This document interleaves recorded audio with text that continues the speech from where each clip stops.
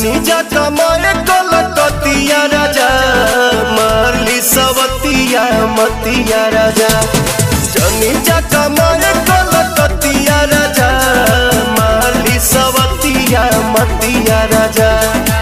लाली ओठ लाली कनवा के बाली सुन होई ना के नथिया राजा।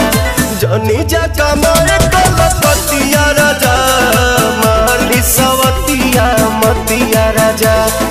जनी जा कमाए कलकतिया राजा मारली सवतिया मतिया राजा।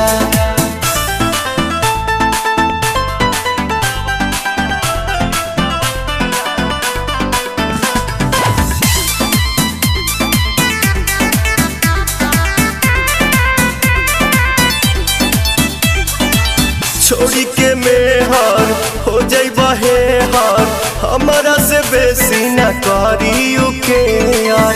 तने ना राजा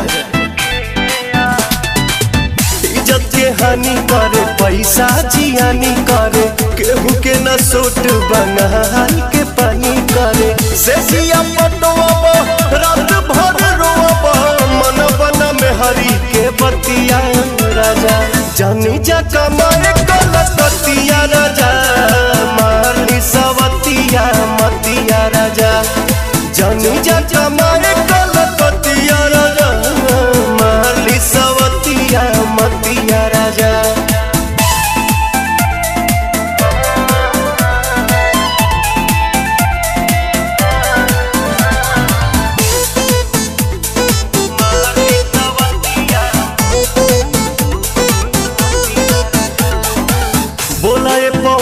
आखिर गलती कमान बा कुछ के न गम्बा एक अलहम्बा।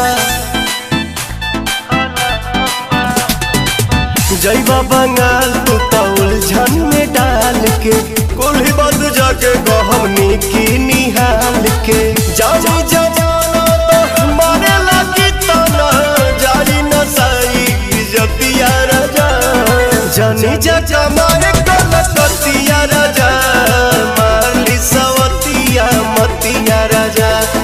जनी जा कमाए कलकतिया राजा मारली सवतिया मतिया राजा।